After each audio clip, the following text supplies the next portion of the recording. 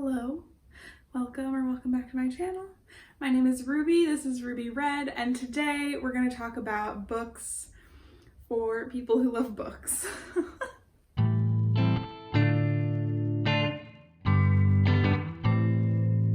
This is iced tea because it is hot today, but I'm trying to set the mood because this feels like a fall video, so I'm trying to feel like fall while I do it.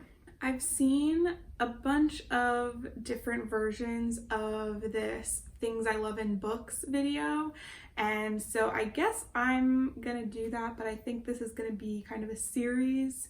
So this is the first installment of things that I really love in books, and that is when they are about books, but not just about books, but maybe about readers or about like characters who also love books, or just about books. There's kind of a lot going on in this in this theme, but I wasn't really sure how to nail it down to just like one thing, so maybe I have, and that's what the title is. But for now, yeah, books for fans of books.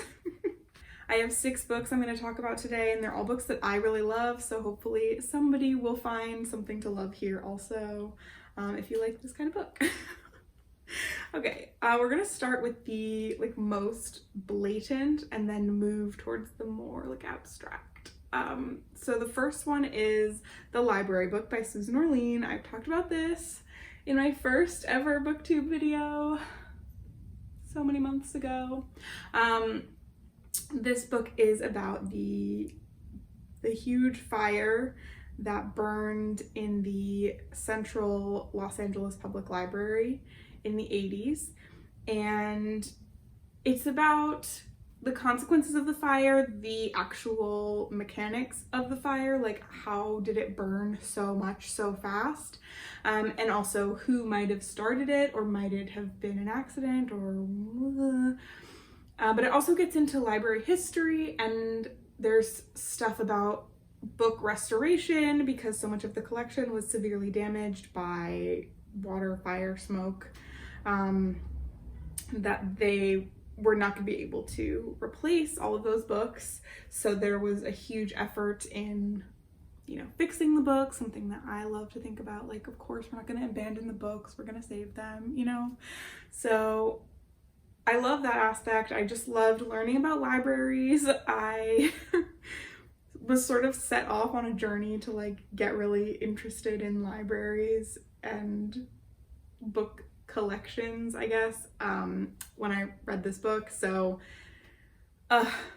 what a good read, so interesting, so much about books and libraries. But I just feel like anybody who is a fan of their own library for everything that it does would probably like this book. But it is nonfiction, so that's not gonna be everybody's cup of tea.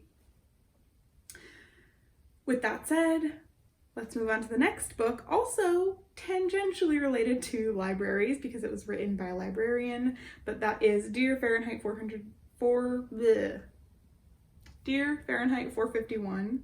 I forget who it's by, but you can see it right now. This book is like a love letter to books. It was so fun. I listened to the audiobook and I had like a great time with it. I highly recommend the audiobook. It was just so sweet and so funny, and also just so nostalgic. So the concept is this author wrote letters to books. Her favorite books, her least favorite books, books she thinks she should read but knows she never will, books that get checked out a lot from her library, books that have to get weeded from the collection, books that she sees in bookstores, or bookshelves that she's looking at a dinner party, all kinds of book related things. And she just like talks to the books, and she talks about their life and her life. She's a huge Jeffrey Eugenides fan, which is going to come back into play later. So if you are also a fan, you might enjoy that energy that she's bringing to the table. But yeah, her voice was just so funny, and it was so sweet, and reminded me of all these books that I used to love too, or that I have, just, I don't know, forgotten about. It's just like a new way of thinking about relating to books. Like if you were to write a letter to one of your favorite books, like what would you say? And I feel so pleased just thinking about it. So if you're at all into audiobooks, I suggest you give this a listen. I don't think it's very long, and like it's definitely gonna give you a little smile, okay? It was so cute. And she has this weird relationship with her neighbor, and she writes about books that might be in his apartment and like what kind of books would that character have, that kind of thing. So fun. Okay, the next book I want to talk about that is a book that I loved because it was about books is Inkheart by Cornelia Funk, or Funk. I don't know. I believe she's German. And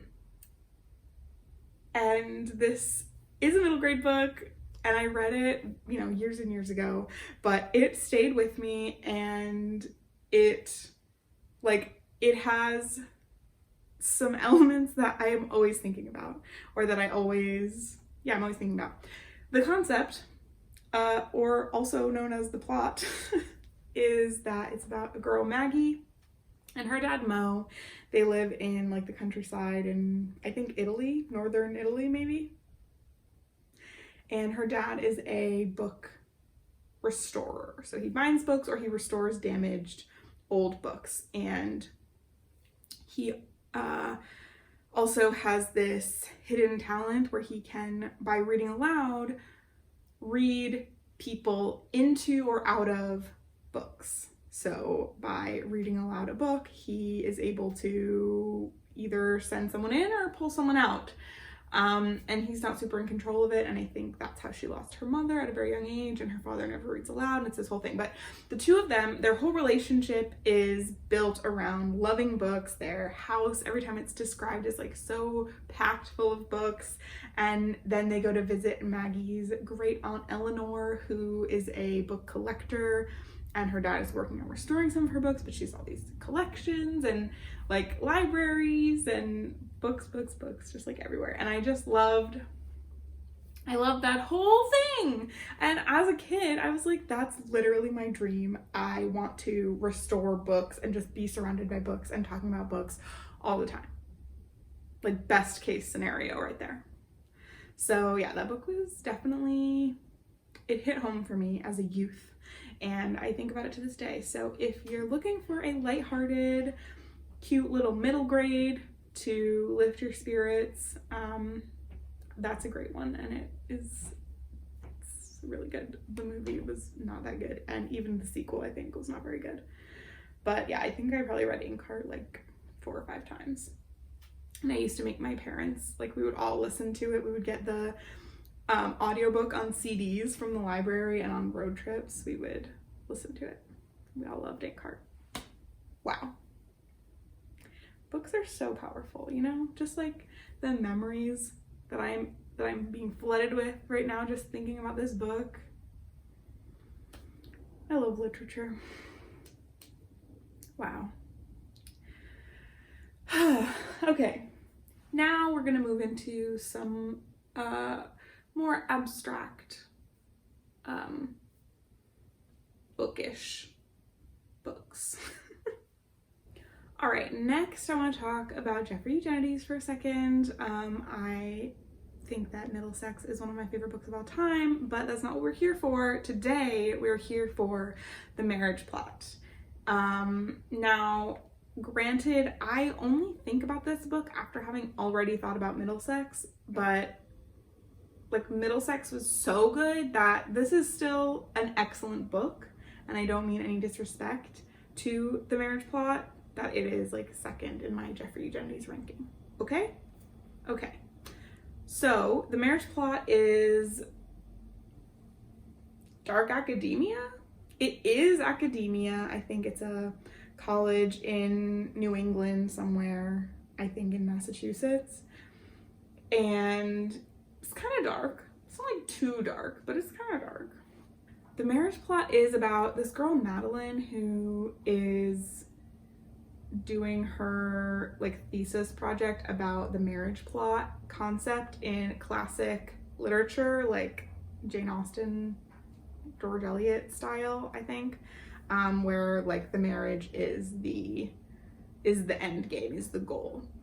And all of her peers at this time are like so outdated, so, you know, sexist, blah, blah, blah. Like, we have all these new ideas about literature and writing and plots. But she is like, no, the marriage plot is like the ideal outcome of any scenario. And so there's kind of a love triangle, and it is weird, it is messy. The two different guys who hold her attention, like, both have just like so many problems, and she's got problems. Like, the whole thing is a problem. So it's kind of as heartbreaking in a couple different ways, but it just explores a marriage plot and how, like, finding a partner, a lifelong partner, and a suitable one to commit to is like a driving force in many a life. Not really whether or not it should be, just whether or not it is, okay? But the reason that it's on this list is because, again, we have the academic setting. She's in college, she's thinking and talking a lot about literature, and so are the love interests and the people around her. So there's a lot of book talk in this book, which is something that I really like. It makes me feel smart. Even if I haven't read all the books that they're talking about, just like knowing the different books and being able to feel like I'm making connections just makes me want to give myself a pat on the back. And then if I do know some of the titles, like, even better, and then I feel so well read and like accomplished. So I do like that, but I also just love this book. So even if you don't feel that you are well read or something, like, I think you definitely could still love this book. I certainly did. I think the writing is like so emotional, and yeah, so if you like books and reading and marriage plots, I think you should give the marriage plot a try. I think you would really like it. I really like it. And I like all those things. What? Okay, unfortunately, it just gets more and more tangential from here. The next book I want to talk about, this is such a good book. This is such an underhyped book. I could make a whole video about this book. Special Topics in Calamity Physics. I absolutely forget who this is by. Marisha Pessl. Special Topics in Calamity Physics by Marisha Pessl. Oh my god. I read this book because I wanted to read The Secret History again for the first time. But you can't. So I read this book instead, and I was kind of skeptical, just like the cover and the title. I was like, this is going to be way too whimsical. It's not going to have the dark, gritty of The Secret History, but it was so good. It is so good. I want to strongly encourage anybody who thought they would like The Secret History and then didn't like it to read this book, because although I love The Secret History and this book, I think that some of the things about The Secret History that make people hate that book are not present in this book, but you still have like a group of weird kids strangely close to one professor, and there's a death and all the kids are weird. I recommend you give it a go. But what is really bookish about this book is that the chapter titles are all books. So the table of contents basically is a reading list, and every chapter is titled with a different book, like 100 Years of Solitude, Othello, One Flew Over the Cuckoo's Nest, Moby Dick.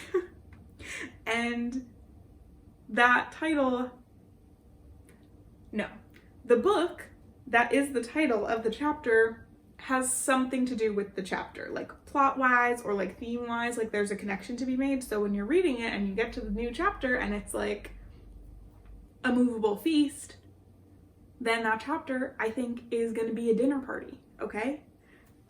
They're not all as like direct of a correlation as that, but that just was such a fun element to me. So even if you don't know the book, sometimes you can tell just by the title or the author, or if you have maybe even heard of the book. But that was just like such a fun element, and I really loved the book. There was a murder, there is a girl who is in too deep, there are lies, there are deceptions. I would not call it a thriller, but I don't know, it was a ride. And yeah, it had just like that added extra element of like, books are part of this book. You know what I mean? what that book is about, aside from the chapter titles, is this girl, Blue. She has a professor dad, and so they move around a lot as he like gets a professorship with one college, and he will only teach there for like a couple of semesters before moving again. So she has had a very like fractured education, but her dad, who is like very smart, very intellectual kind of a guy, has sort of shared that with her. So she is like maybe too smart for her own good kind of vibes. And you know, it's hard for her to make friends. So that's how she ends up with this group of weird kids at this school where her father has promised that she can spend the entirety of her senior year in high school at one school. Yeah, fantastic read and just so much fun. And with that, we have reached the final book. The final of my favorite books that are kind of about books. There are a couple of honorable mentions maybe at the end, but the final book I want to talk about is one that I actually just finished, and that is the Southern Book Club's Guide to Slaying Vampires by Grady Hendrix. Is that the title? Maybe I said it wrong. Whatever. This book I really loved. It was just like, it was really fun, and like, you know, creepy and gross. I listened to the audiobook and the narrator was absolutely going for it. Like, she did an amazing job, so highly recommend. This is about a group of women in the 80s, I think, in the South, somewhere, deep South, and they have a book club and they read true crime. And then, you know, there's a vampire in town and they have to kill him. So it's, you know, mostly is about the conflict with this supernatural being who's preying upon their community. But it also is about the book club. And I found that to be so fun because I read a lot of true crime. I used to be a big true crime fan. Not that I'm not anymore, but I just haven't read anything lately. But, you know, they read The Stranger Beside Me, In Cold Blood, Helter Skelter, like the classics. And they chat about them and they are sharing their like hilarious opinions about serial killers and like crime. So if you have read true crime, then I think you would really love reading this book because, you know, they're talking about stuff that you've talked about maybe with other people. Because they're talking about books that you've read and that, you know, like made me feel like I was really like invested and part of it, and it made me feel like part of the group, part of the book club. And I also, there's an element of the book where one of the characters is researching about vampires. She goes to the library, she looks at all these vampire books, and I have read not all of those vampire books, but I have read a couple of vampire books, and specifically I have read Dracula. So there are a lot of call outs to that body of work as well, the vampire classics and the true crime classics. Both, you know, have some time in the spotlight in that book. So I loved that. I loved this book about a book club, especially because I've read the books.